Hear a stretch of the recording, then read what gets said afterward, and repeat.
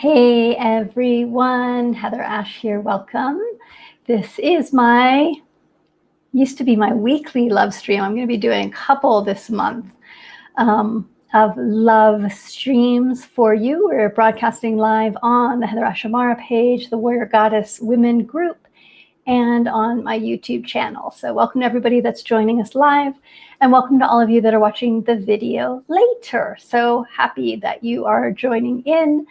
And I'm going to start by sharing a little bit see what our reading from Warrior Goddess. Hey, Colette. Wisdom is for today. We'll probably do one at the beginning and one at the end. Okay, here's a good one.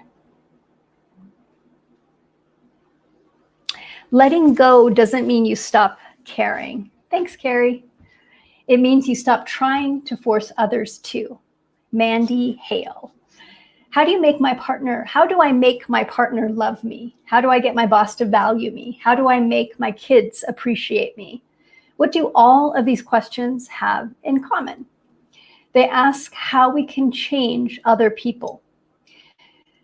They ask, and the truth is that we can't. What we can do is let go of our need for approval, our need for love, our desire to make others act in the way that we predetermined. Hello, Larissa. Hey, Rihanna.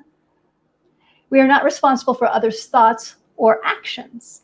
While it's perfectly appropriate to want to be appreciated, you don't have to be upset that your boss doesn't value you. You don't even have to be upset that your partner doesn't love you, as radical as that seems. Once you let go of expectations, you can either stay or leave, but you have dropped the weight of demanding that things be any way other than how they are. Today's mantra: I'm letting go of my need for approval. I'm letting go of my expectations to change others. Yay. Hey, Donna, welcome. So again, that's out of Warrior Goddess Wisdom. I will read one towards the end. Hey, Zoe, welcome. So welcome to everyone who is tuning in live and not commenting. I love you as well. So glad that you're here too. Sometimes everybody shows up and sometimes you don't. So that's kind of the way it goes. So I have a couple thoughts today I want to share. One is I want to share a bunch of photos, which is super exciting. I tried to organize them somewhat, and I'll post them more on Facebook. Oh, good. I'm so glad, Tammy, that you're loving the book. Are you reading Warrior Goddess Training? There's 8 books, y'all. There's a lot of books. But I'm assuming, Tammy, that you mean Warrior Goddess Training. I just saw the greatest post today on Instagram where someone wrote, what's one of your favorite books, or the book that has made the most impact on your life? And somebody wrote Warrior Goddess Training was the most profound book she's ever read. And that was so heartwarming. So hello, Facebook user. For some reason, I don't see your name. So if you want to, remember, I'm streaming not directly onto Facebook. I'm streaming through a different platform. So tell me your name. Whoever just said hello there at 4:04 p.m. I'm waving to you. So I just got back from 4 days up on the land, up at Warrior Heart Ranch. And the big earrings are the trick because my hair hasn't been washed for about a week. So almost anytime oh good, you know that I wear big earrings, it's often because I have really dirty hair. Valerie. Okay. Hey, hon. Oh, good, Tammy. Hey, Miriam. Good to have you here. Hey, sweethearts. Oh, I'm so happy to get to connect with you all in this way. So my blog today, if you all haven't seen it yet, I wrote, it was a fun blog to write. I wrote it last night in my tent up on the land. And the blog is called Where I Lay My Head, and the lessons from the 3 places that I call home. So I'll share a little bit about that. And then I want to share some photos with you. The reason my son is determined to get me all your books. I love it. I've been getting them via public library. He's only 12. I love that. That is a great story. Go, son. Yay. Yeah, you can definitely get them at the public library, and you can get them a lot of other places as well. Hey, Pat. Welcome. Glad that you're here. Hey, Donna, Amsterdam, it is midnight. Glad that you could join us here. I know it's a little bit late for all our European friends, so I'm glad that you're up and able to connect with us. Welcome. A lot of times we have people from Turkey too. I don't know where our Turkish friends are today. All right, so in the blog, I wrote about a little bit about my journey, and I just want to share some of that because I realize it's kind of confusing. Like I'll share photos or I'll share, hey, Rahel from Germany, wonderful. I'll share information about where I am, but it's sometimes hard to put it into context because I travel. And really, I'm traveling between 3 places right now in New Mexico. And I just want to share a little bit about each of them. The first is the place that first brought me to New Mexico. I had traveled here when I was younger, traveled through New Mexico, but it really wasn't until 1996, I think it was, that I was at a workshop with Don Miguel Ruiz, my mentor and dear friend, and one of the women in the group, who I did not know very well, who was kind of intimidated by, made an announcement. She said, hey, does anybody want to come to New Mexico, to my land on New Mexico, and help me work on my house and get it finished? And I didn't even think about it. My hand went up in the air and I was like, yes, I'll come. And so that started a long-term friendship and a long-term relationship with this particular piece of property, which is called the Garden of the Goddess. I'll share a photo of it. You'll see why it's so special. So it's super sacred land. It is south of Santa Fe, New Mexico. And there's a lot of different buildings on it. I've taught there for years. I've done a lot of retreats. And I've lived there part-time over the years. So I'm back living there. And all the good internet is there. So right now I'm not there. I'm in Las Vegas at my beloved Franklin's house. So I'll share more about that. But let me share a photo. Because look, I can share my screen. Let's see if this works. Share screen. Application window. Haha, it's going to work. Check it out. So this is the Garden of the Goddess. And as you can see, sandstone, incredible rocks. And Ginny's house is the one that's in the back. That's what we call the casita. The one to the left is the casita. It's up against the cliff. And that's for rent. That's an Airbnb. And then these 2 little bitty trailers right here, those are 70-year-old Airstreams that have been tarred and painted over. So sometimes I live in that one. And sometimes I live in one of the yurts. So right now I'm living in one of the yurts. One of the yurts is traditionally a teaching yurt where we have classes, and the other one is a home. I'm actually living in the teaching yurt right now. So that is the Garden of the Goddess. Isn't that magnificent? So that's one of my homes right now. And I am blessed to get to spend time with Ginny. My friend Mary just moved there. I want to stay, but now my son is calling. Bye, Donna. Hey, Autumn. Autumn. Hi, bestie. Autumn's my best friend from California who's known me since I was 18. We've known each other since we were 18 or 19, something like that. Yes, Garden of the Goddess is crazy. So I hope one day when we're post-pandemic, some of you will have the opportunity to come visit and come do classes there. So the second place that I wrote about, hey, Fiona, nice to see you. The second place that I wrote about is the land that I'm stewarding. And somebody wrote me today and said, what do you mean by stewarding land? What does that mean? And what I mean is this. I have the deed. So I own the property in theory. But really, I don't feel like any of us own property. And I feel like that property owns me. Like that property picked me and pulled me in, pulled our community in. And so I'm there not to own it, not to dominate it, not to decide what it should be. I'm there to listen. I'm there to connect with nature, to really be in touch with what the land wants to hold or not hold. And hey, Tamara from Australia. Must be early morning for you. Glad that you're here. So I'm greatly honored to get to spend time on the land. And I've called it the Warrior Heart Ranch. My nickname for it is Serenity.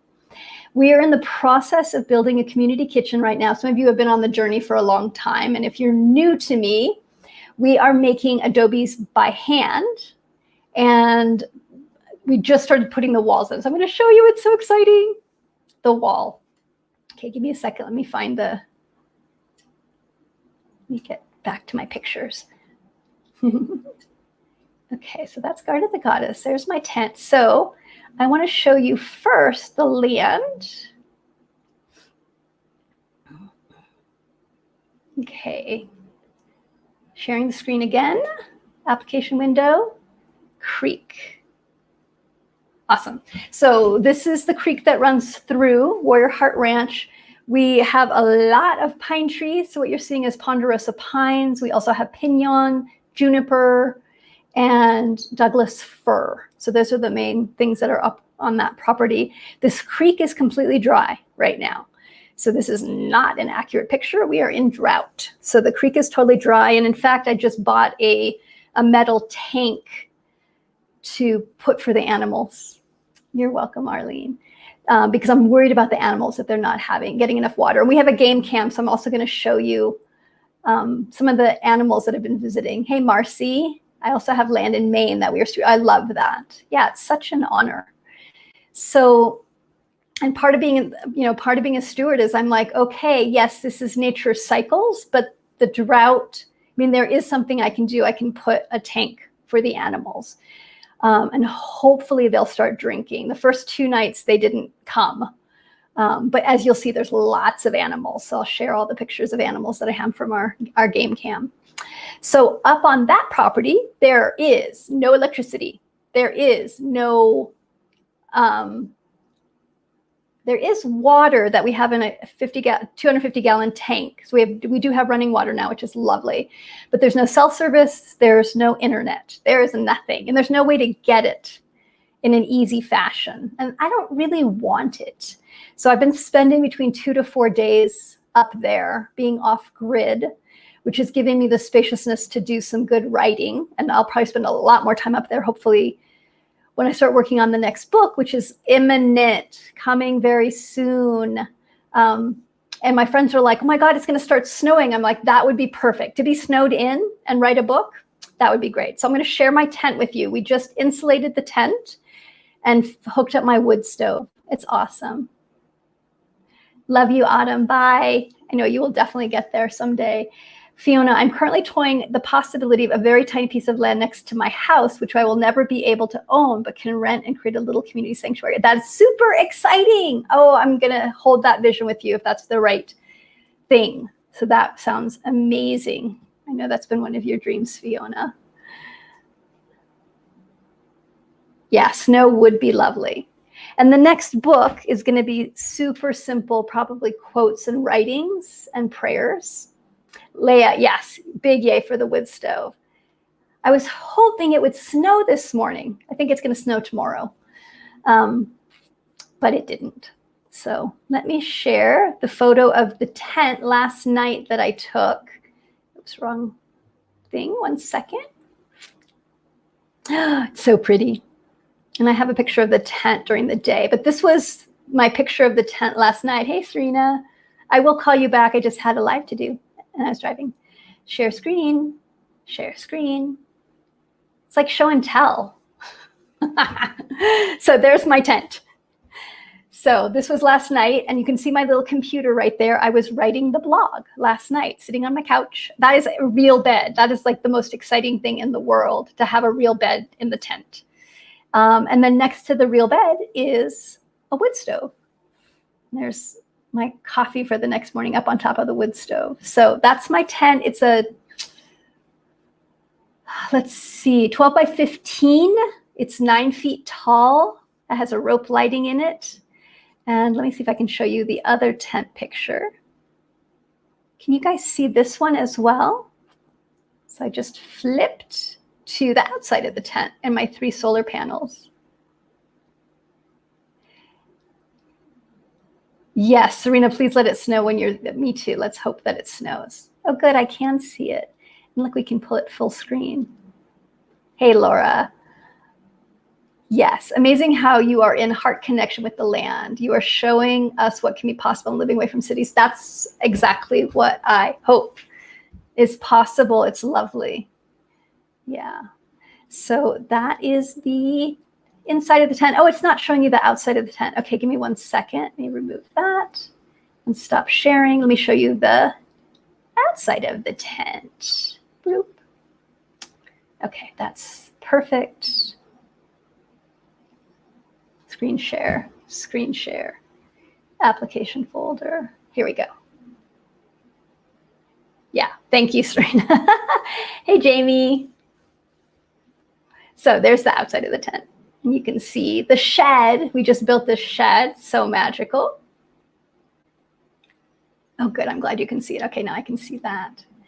And my 3 solar panels, which are hooked up to an inverter, which allows me to plug things in. And it's been actually a really good system. I have the solar panel plugged in such a way that it's getting charged every day. So that's pretty damn cool. So I always have electricity now for the little things. And then, I know. Okay, and now we're going to do the game cam. I shared this with my team today. Oh, wait, I think I need to. I know, I love the solar panels too. I bought the tent and I bought 4 solar panels and 2 inverters from this man, Monty, who lived in it for 4 years out in New Mexico. So it's an amazing tent. And he said that it stood up to 85 mile per hour winds.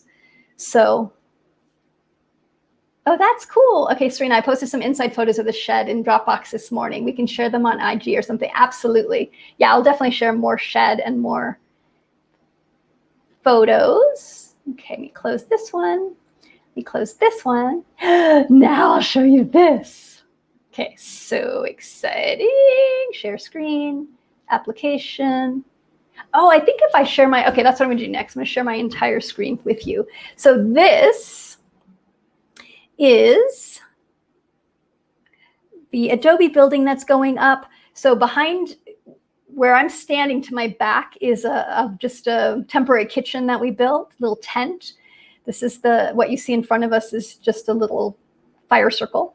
And then the Adobe behind, 4 layers of Adobe. So amazing that the Adobes that we were making last month are now part of the building. And this is a community kitchen that we're building. And it's a process, I have to tell you. So we had about, I guess, 12 volunteers over about 10 days. Hey, Tara. And we built 300, basically we built 400 bricks together by hand. And so it was really thrilling to start laying them. So next step is to lay them and then to figure out where the windows are going to go, where the doors are going to go. So there's a lot now of figuring out where are things going to be. I'm waiting for Serena to come back so she can help me set up the kitchen, figure out where things are going to go. But I've got some sort of ideas of where the stove goes and where the fridge goes. Everything's going to be off grid. So we'll be using solar panels and propane and hopefully getting the well stronger between now and then. Right now, we're pumping a very low flow well, pumping it up to 2 tanks. We have 500 gallons of water, but we'll need more. So that'll be one of the next things that we deal with. And the other thing we're doing is I want to share. Okay, I think I can do it this way. If I just share the application, give me a second because this, let me do it. Yes. This is going to show you, yeah, see in Infatuity, boop, but that'll allow me to do this. There's the horse. So let me make sure this is showing. Oh, shoosh.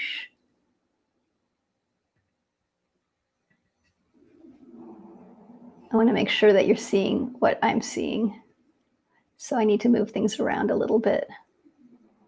No. All right. Yes. Okay, are you guys able to see the fawn? Sorry, I'm going to do this which I'm going to close a bunch of windows, I think, because I can't see. It is. So you can see. Okay. Hopefully you guys can see. See the little baby? This was just last week. Let's see. Can you see the date? 9/4. So that was only, what is it, 4 or 5 days ago? There's a little baby fawn. And there's 3 deers that come to the watering hole a lot. Oh, I hope that you guys can see this. Okay, I'm going to trouble check again. Oh, good. You can see. Okay. All right. So there's the stag. Is that an amazing photo? Again, this is a game camera, so it's just sitting up on a tree overlooking the creek where there's a watering hole. Since the creek isn't running, but there's one area where there's a seep. We just happened to catch that. This is a horse, which belongs to the neighbor. And I was like, what is the horse doing over here? And I had the brilliant idea. I thought, I'll put buckets out for the animals. This is what you learn being on a ranch. So I thought I had the genius idea of putting buckets out for the animals, but not a good idea because a lot of mice committed suicide in those buckets. I don't think they meant to. So that's why the horse is smelling it going, no, thank you. Kirsten and Brad walking. Bear! So say hello. Mary's calling him Bartley. So this is a second game camera. So this is up actually in the National Forest. One of the great things about Warrior Heart Ranch is we have 180 acres and we're up against 1.8 million acres of national forest, which means there's bear and elk and all sorts of critters. So the bear has not made an appearance, but it showed up once on the upper watering hole. I haven't seen it again. So they're probably starting to move up to hibernate would be my guess. And I love this photo. This was when you can see there was a lot more water. Things were a lot more green up there. This is a elk, and the elk has never been seen again. So they're probably over by the Pecos Wilderness where there's a river. Let's see if I have any more to show you. Oh, the turkeys. Oh, let me show you the turkeys really quickly and then we'll call it good. Turkeys! I love that. So there's a whatever you call them, pod herd. I think there's like 8 of them. Boop. So, isn't that great? My son said she has the best place. It is the best place. It's an amazing, amazing, amazing place. Just amazing. I'm looking at about 800 square feet. If I didn't love that, I would be envious. Can't wait to come enjoy your serenity. Oh, I hope that you come, sweetheart. Yeah, and I'm feeling overwhelmed with 180 acres because it's overwhelming. Like I've been starting to trim trees because one of the things of managing the forest, of being a steward, is that because there isn't, there's all sorts of things. Anyway, I could go into a long explanation about forestry, but I won't. But I'm going in and trimming down a lot of the little baby trees to create some space and cutting the shrubs. And I've probably done 1/4 of an acre. Now, there's no way I'm going to be able to do all of the property, but I do need to do about 10 acres. And I'm just like, this is going to be my life, or somebody's life. A lot of our lives is going to be just trimming back trees and loving on them and cutting down shrub brush. So it's a lot. But I just met some friends. My Jen, who came, has her aunt and uncle run, listen to this, 4,000 acres. They have a 4,000 acre ranch. They're loggers and they do wood products. 4,000 acres. So I went to their house and they took me all around and they're like, it was so brilliant. They're like, this is healthy forest. This is what a healthy forest looks like. This is what an unhealthy forest looks like. So I learned a lot just being driven around their property. And suddenly my 180 acres felt like manageable, right? And it's all the same, sweethearts. Like, I have to remind myself, when you get overwhelmed, you can only do one thing at a time. And so I'll start getting overwhelmed and I'll just come back to what's the next thing. I can't think about the entire 180 acres. But I can think I need to clear the brush around the living areas. That I can do. this little bitty area. And then I celebrate that. The same thing that all of us get to learn to do. Now, I started working on my book proposal that I thought, oh, this will be easy. I'll just snap out this book proposal because I know what I'm going to do. And I started reading the book that I'm probably using. This really beautiful little book by Julia Cameron is probably going to be my model. And I started reading it. And, oh my God, this is last night. And what starts happening? I'm like, oh, Julia Cameron's such a good writer. She's such a beautiful writer. I'm never going to be able to write a book this good. How do I? And I started writing, and I started judging everything that I was writing. And then I started questioning everything that I was doing. And I just say, stop, sweetheart, stop. You're going to write the book that needs to be written for the people that you're writing it for. You're not writing it for anybody else but the people that want to read this book and that need this book. Stop everything else. What's your next step? So that course correction, because life's pretty friggin' overwhelming sometimes, right? Whether it's land, whether it's a book, whether it's homeschooling your kids, whether it's the cleaning out your closet, whether it's figuring out what your next step is in your life, it can get overwhelming. So we need to keep course correcting, bringing ourselves back, take a breath. Where am I? What am I putting my attention to? What's my intent? Yeah, so true. Fiona used to have 20 acres of farmland horses that felt so overwhelming when I started. The tiny piece I might get is a walk in the park that feels easy to hold me. First step before I leap and buy bigger as I learn to hold community on the postage stamp for now. Yes, yes, that's it. And I just keep reminding myself, really, we're going to be using out of that 180 acres, we're going to be like really using probably 2 acres of it, 2 or 3 acres. So that's the focus, those 2 or 3 acres. That's it for now. And eventually I'll get people in there to help me log because there's some places that we need to take down many of the trees because they're diseased. So, but that, trees have been there a long time. I can take the time to really feel into what's the best next step. All right, Serena, thank you. Okay, perfect. Yeah, text me because I'll be around. That'd be great. Cool. So, photos, that was kind of fun, huh? And I'll put more up on the Facebook page at some point. I've been not doing a lot of posting because I'm mostly being off the land. Hey, Nika, right? I hope I got your name right this time. Caring for that many acres is a lifetime project. It is. I have just under 2 acres and I have to keep telling myself that. Yes, that is true. 2 acres is plenty, plenty, plenty, plenty. Yes, and I look forward to you coming up to the land sometime, sweetheart. And Liz too, Liz. So how are you all? Good. How are you all? I'd love to hear a little share about where you're at. My third home that I wrote about is where I am right now, which is in Las Vegas, New Mexico, which is about a half hour from the land. So my sweetie Franklin lives here. My Airstream is outside. So this is my third home. And it's fun because I get to move between them. If I could spend more time up on the land, I would, but I need to connect to the internet and you all. Yeah, it is legacy work. Yeah. Tara, no, this room has not been recently painted. It just must be good light today or something. This is a great space. This is a kitchen. Kitchen. All that up there above my head, kombucha. Pretty cool.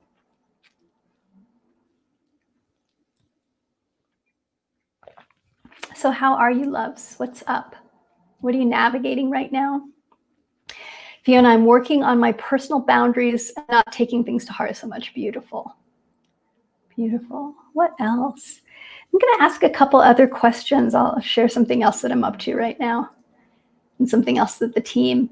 It's not snowing, so it is definitely cold. I was so bummed because I thought it was going to snow this morning. And I'm like, I'm going to be on the land and it's going to snow. And it didn't. So I think it's snowing tonight, which in the morning. But yeah, the temperature has plummeted. It's impressive. So I bet we'll have snow tonight. I might have to drive up there just to see it. I've been up there in the snow before, but Not recently. So yeah, and y'all that aren't from New Mexico, 2 days ago up on the land, it was 94 degrees, predicted to be 94, but it was hot. And then it's supposed to hit 30 and snow. Welcome to the desert. It's pretty impressive. Is it snowing where you are, Mika? I think it's coming. Well, I don't know. Actually, I have no idea where it's coming first.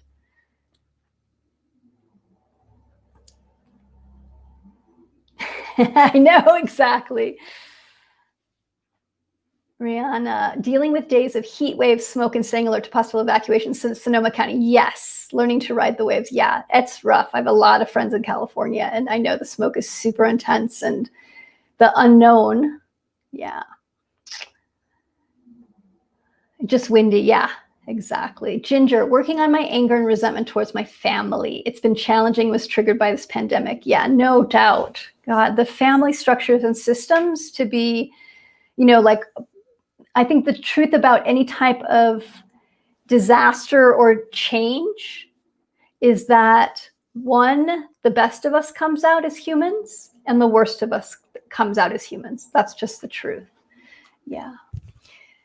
Rebecca, working on grief that was bottled up for 2 years. Hey, from Matala, Greece. Love it. Yeah.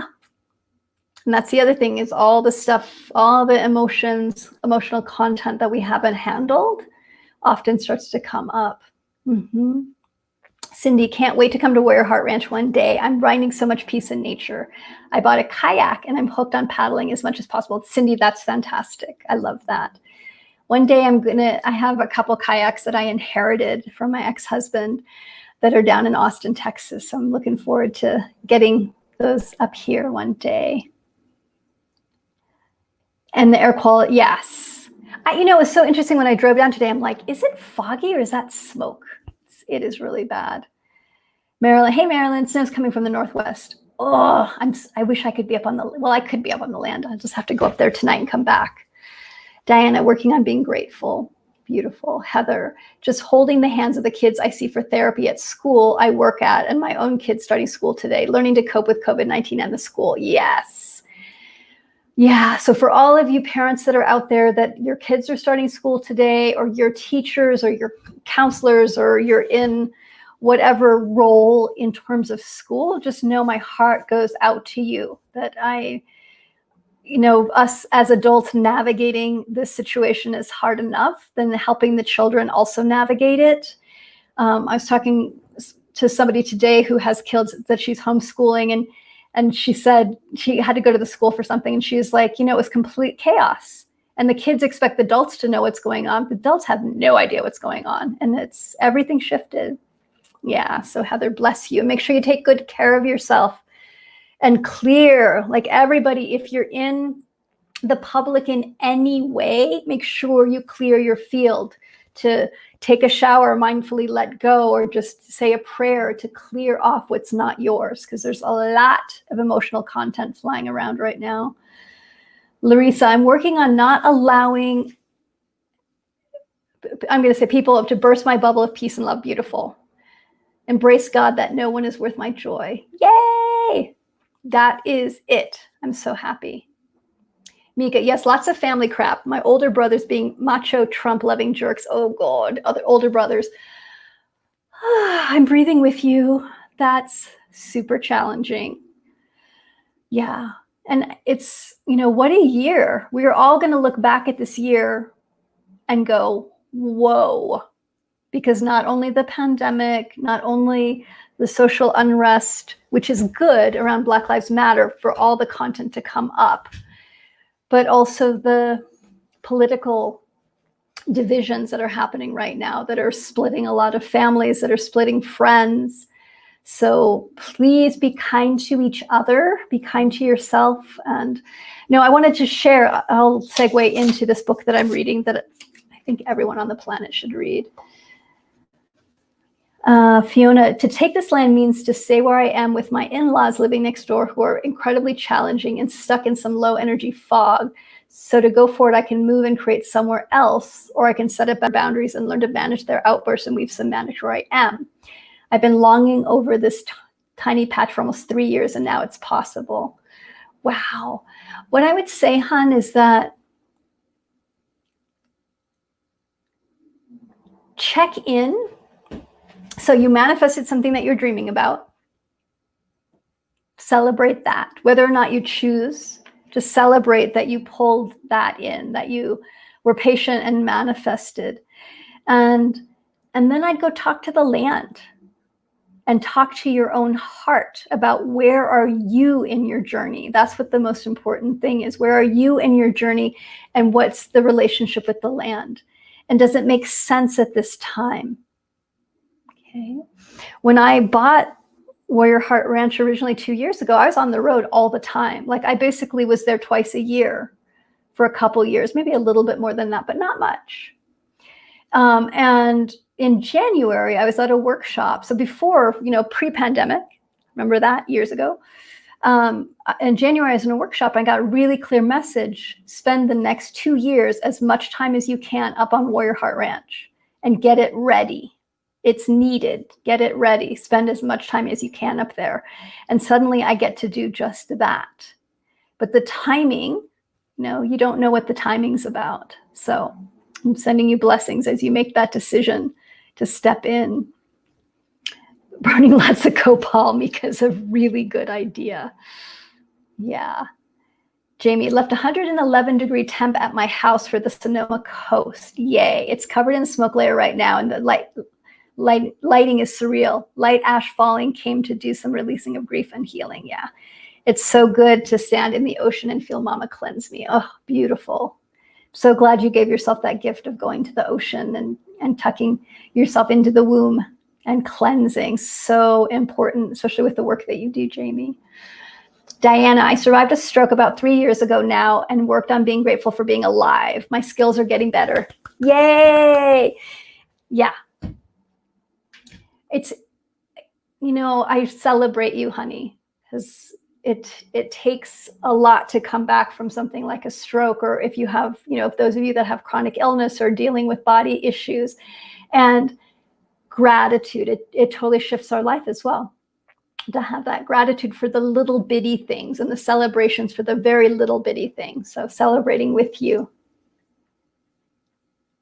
Oh, my studio space is due to be demolished for new development, and so my work needs a new home. I go onto the land every day and see all the dreams. Good. It sounds like it's calling you, love. Love it. Hey, Lori, trying to stay in the present as my place of employment is making flu vaccines mandatory. Oh, shoosh. I don't want to lose my job, but probably will. That is a tough one. And you have to follow what feels right for you. And what's for the greatest good of yourself and everything that's involved. So I will hold, if it's the right job for you, that you'll find a way around that. Yeah. And I wonder it's going to be an interesting time going forward of who, what employers are going to make vaccines mandatory, or how that's going to be with the school system. So we're going to have a lot of personal decisions to make going forward in relationship to ourselves, to our communities, to our work. There's a lot of choices coming up for all of us, I think. And part of how we want to start to make those choices is to make them from a really grounded, centered, non-judgmental place. And that's why I want to talk about this book a little bit and just rave about it. So it's called Returning to the Teachings by Rupert Ross. And I'm about to make it mandatory for all my facilitators. So any of the facilitators that are out there, leadership team, go ahead and get it now. But it's written by a judge who lives in Canada. And he started traveling to the reservations up there of where the Native peoples live. And doing, I guess the court goes, in some cases, the court goes to the tribes.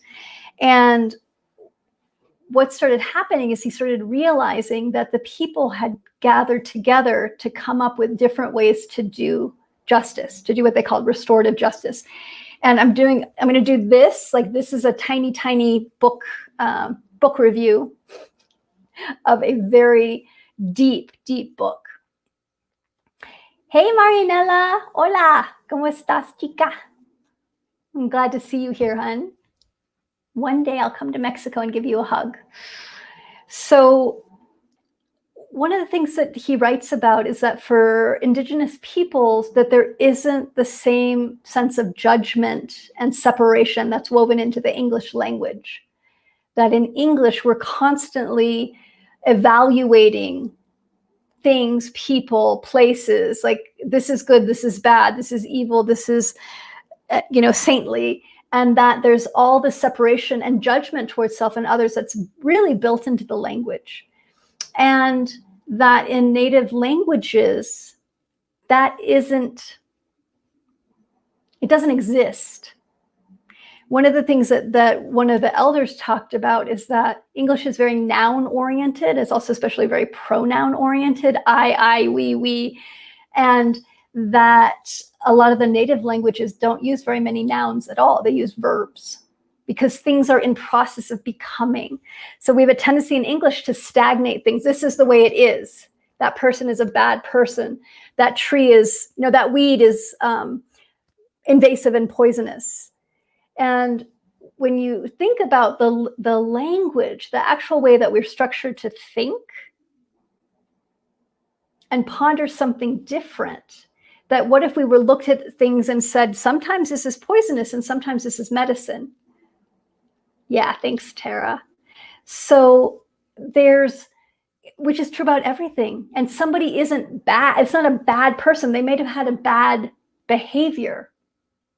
They might have had behavior that separated them or that caused harm to others. But what the natives are saying to him over and over again, if you come in here and say that's a bad person, where do they have to go?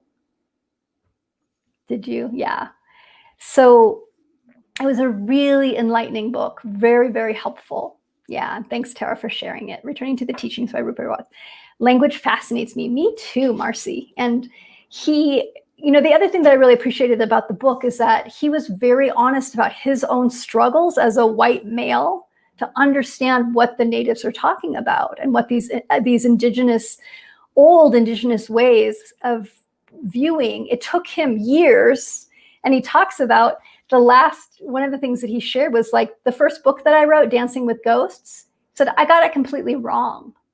Like I misinterpreted what the elders were telling me. So let me try again. So he's very honest about his own shortcomings and also his own struggles. Oh, hi, Laura. I love linguistics. You'll probably love this book. I'm sure there's a lot of really good books. Another great book about Indigenous wisdom is Braiding Sweetgrass. So if you haven't read that one, another fantastic one. I'll write that one down. I can't remember her name right now, but I will go look it up. Laura, hey Laura, hi sweetheart. Trying to hold on to the energy of Teo while I'm struggling with the energy in the family right now. No support and just having a hard time. Love you. You've got support here, sweetheart. So just know that you can rest into me energetically and into our community and reach out if you need to. Okay, I'm here. Yeah. And it seems very far away. Laura was part of a group of us that went down to Teotihuacan, Mexico in February, again, which seems like a lifetime ago. It's a really profound trip. And yeah, it's challenging to hold on to that energy and those insights when there's strife or when there's struggle. Yeah. Fiona, this whole reality is driving me to create a haven where we can come home and recreate without separation and with support. Yeah, beautiful. Exactly. Thank you, Laura. Robin Wall Kimmerer. Yes. Thank you. Thank you. And she is a Native American who is also, was she a botany professor, ethnobotanist? Anyway, she's also a professor. So she's bridging two different worlds, her Native Indigenous upbringing and teachings, as well as the Western scientific model. Yeah. Yeah, Laura sending you lots of love and light and blessings to all of you. Yeah. We definitely have our work cut out for us at this time to really, we're being so challenged to get stable, to learn how to not take things personally, to slow down, to reevaluate. Yeah, it's a challenging time, loves, and we're here. We've got this. We'll figure it out together, but we need each other. So if you're feeling isolated, if you're feeling alone, please reach out to other people. The Warrior Goddess Women group is a fantastic place to be held and supported. We're on the back end over here at, we call Team Pixie. We're in the process of creating something brand new, which is really exciting. And it's been a vision for a long time, but I had no idea how to do it. And we're about to meet with another team next week. I asked for help and I received. And so we're about to meet with another team next week to help us figure out how to create this new container that I've wanted to create for years. So I'm really just grateful as the pieces start to come together. And I have no idea how, but I trust there's a way. So yeah. Oh, so much love for you too, Laura. Yeah. Yeah, we have to stay with each other. Yeah, and really support each other through these times. And, you know, I keep sharing it's not going to get better for a while, the outside, but it can get better on the inside. It doesn't have to get better on the outside for you to get better on the inside.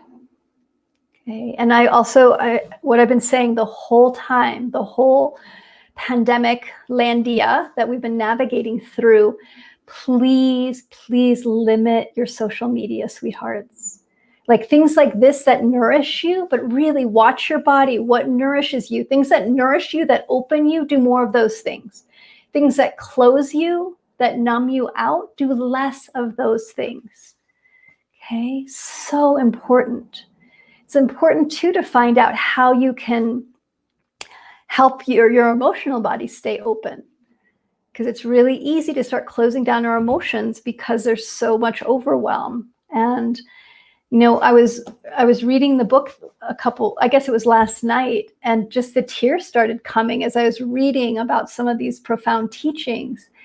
And I was like, oh, good. I'm so grateful the tears are here, because I can feel how cleansing that is, that release. So give yourself the time, the space to have your emotions, to clear them so that you can show up for yourself and for others. Mika, I've been trying to support my great nieces who have all been subjugated to physical and sexual abuse because of their mother's bad choice. Heartbreaking. Truly heartbreaking. Yes. And I'm so glad they have you. So glad that they have you to be able to reflect back to them that they're loved, that they're held, that they're safe, and that the world isn't about abuse. And something that was heartbreaking about reading the book is that so many on the reservations, because of what's happened to the Native American indigenous people, the children being taken away, not being able to do their ceremonies or speak their language. I mean, there's just been huge tearing apart of the fabric of the culture. And because of that, there's a lot of sexual abuse and violence. There's a lot of incest. And some of the stories are just incredibly heartbreaking. But again, they're not approached as this person's bad. This is the offender. These are the victims. It's like to understand that in a context that everybody's hurting. And how do we open the door to bring healing to the entire system? And a lot of things that's really interesting. Hey, Seth. Hello, my love. Good to see you. I don't hear you, but I do see your little Facebook picture. So this idea of how do we heal the whole? And that one of the biggest healings is hearing other people share about their experience without shame. Hearing that to understand, so often when there's abuse, there's a belief of I deserved it or I did something. And so it's such a gift that you can hold space and say, no, sweethearts, it was bad choices by your mama. Yeah, it didn't have anything to do with you. And there's wounded, hurting people that act out. That is just the truth. Yeah.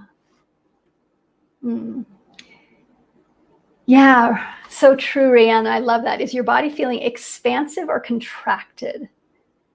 I was asking myself that yesterday. Is this opening me or is this closing me? And that we can start to navigate ourselves. And it doesn't mean you're never going to be in situations where you're closing. Part of it's just natural that we sometimes close. But you can learn to open to your own closure, to be in relationship with your closure. And what I found for myself over and over again is when I open to my own closure, I start to find the way to gently help myself open again. Now, there's another beautiful thing in this book, again, returning to the teachings, which is this moving us towards harmony or away from harmony? It's a good question. I think it's a good question for all of us to be asking in these political times. Is this moving us towards harmony or away from harmony? And that's you asking that of yourself. Is this moving me towards harmony or away from harmony? How do I hold the biggest picture possible? And we've got to hold long term. Please don't get caught up in the short-term chaos that we're in. It will pass. And you can drown in it if you're not careful. Keep stepping back to look at the long picture. Where are you going? How do we use these times to deepen ourselves even more, to show up even more? That's our work. It's definitely a challenge. So to all of you, sending you lots of love and blessings. Seth, I just want to give you a hug. So let me go ahead and read out of Warrior Goddess Wisdom to close. This one's about grief. Grief can be the garden of compassion. If you keep your heart open through everything, your pain can become your greatest ally in your life search for love and wisdom. It's a Rumi quote. I'm going to read it again because it's a good one. Grief can be the garden of compassion. If you keep your heart open through everything, your pain can become your greatest ally in your life search for love and wisdom. Grief is not a robber wanting to steal your happiness and well-being. Grief is a saint patiently reminding you of the beauty and grace of being human. When you open to the holiness of grief, rather than trying to keep the protective armor around your heart intact, you'll be washed clean in the salty tears. That's hard to know or feel when you're in the throes of great loss. Yet, if we let ourselves feel the loss, cry when we feel like crying, talk to others when we feel like talking, list the gift our lost ones gave to us, our grief can teach us what it's like to feel, to connect, to pass along love. And that can be grief, that can be pain, that can be any place that you're suffering or that you're feeling empathy for others that are suffering. Today's action. When have you stuffed grief in the past? Do you have any unresolved feelings of loss you've been avoiding? The next time you're grieving, remember to share it, explore it, and allow it to just be until you've worked through the complex feelings. All right, loves. So good to connect with each of you. I'll be back in a couple weeks. Again, next week, we're getting a lot of info and guidance and insight about holding a new container for the community. So really looking forward to sharing that as we figure it all out, and sending each of you lots of blessings and love. And just know that our whole community is here for you. If you need some extra support, you can always go to the Warrior Goddess Women group on Facebook, which is just an incredible group of people, of women. And that you can also reach out to our team, hello@HeatherAshAmara.com. All right, sweet ones. Mwah. All my love to you. Take good care Thanks for joining me. Talk to you soon. Bye.